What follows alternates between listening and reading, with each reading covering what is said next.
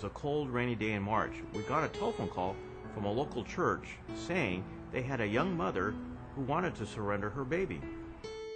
I was working at my desk when I heard a faint knock at the door. We have a small window in the door, and I saw a face through the window. When I opened the door, there was a young woman standing there with a baby swaddled in blankets. She was all by herself. She walked into the emergency room, asked to speak to someone about her baby. We had her go back, talk to the emergency room nurse. They sent the mother and baby back to me in the emergency room, and that's when she finally opened up. She had the baby at home. It couldn't have been more than 6 hours old. She was about 18 years old herself, and she was carrying this little bundle of joy with her. She was in her mid-20s. I could see in her face she was stressed. She said, "I can't keep her. I'm not ready for this. I heard that I could bring my baby here and you wouldn't call the police. I just want to leave her. I just want her to have a good home." You could tell it wasn't something she wanted to do. It was something she had to do for herself. We found out that she'd had her baby in her van in the parking lot next door to the fire station. She handed the baby to me, and I realized she wasn't here for medical help. She was here for a surrender. You can safely surrender your baby at any hospital or fire station. That's the law. A few weeks earlier, a different baby had been abandoned. So you think about these things. We're all trained in the safe surrender law. We talk about it all the time at the fire station. She chose our station over 2 others closer to where she lived. She thought fewer people would know the further she got away from home. She was very emotional. You could see her reluctance, but at the same time, you could see her need. Her family didn't even know she was pregnant. She already had 2 other children. It was very tough emotionally.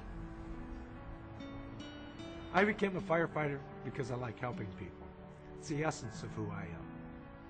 When I became a firefighter and I realized that I could help people in distress, it changed my whole life.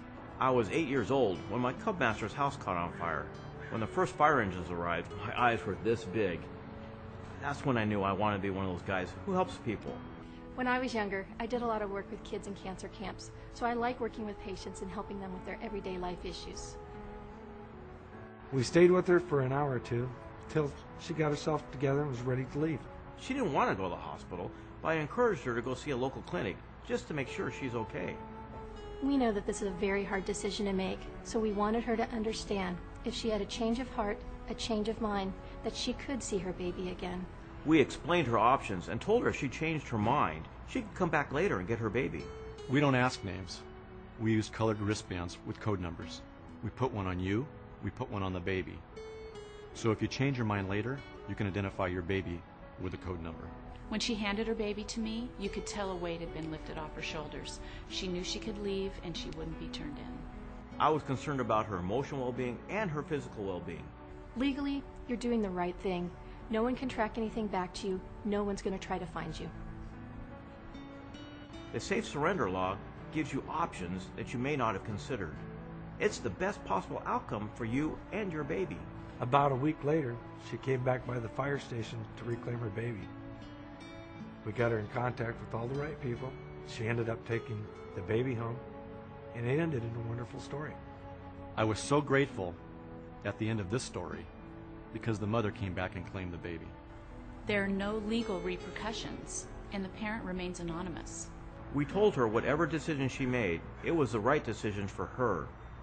So she got in her van, drove off, and never looked back. Making that decision must have been a terrible burden, but taking advantage of the safe surrender law was the right decision for her.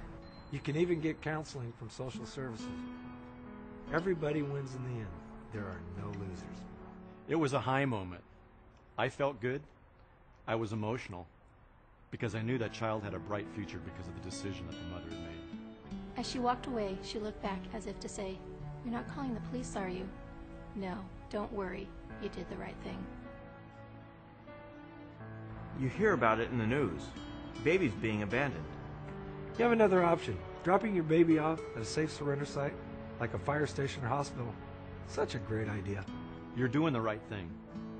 We're here to help in any way possible. We want to make sure you're okay and that the baby's okay.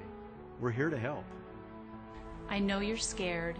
I know you wonder how you ended up in this situation, but we're here to help. We won't tell your parents, we won't tell your boyfriend, we won't tell the police. Our only goal is to make sure that you're safe and your baby's safe. There's no way I can put myself in your place.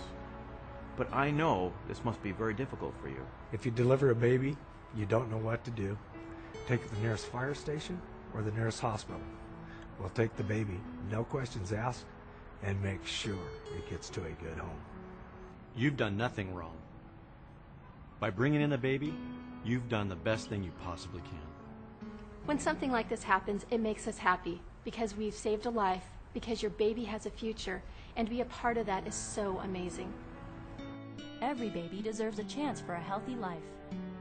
If you or someone you know is considering abandoning a newborn, let her know she has safe surrender options wherever this sign is displayed. For more information and a complete list of safe surrender sites, go to theraisefoundation.org.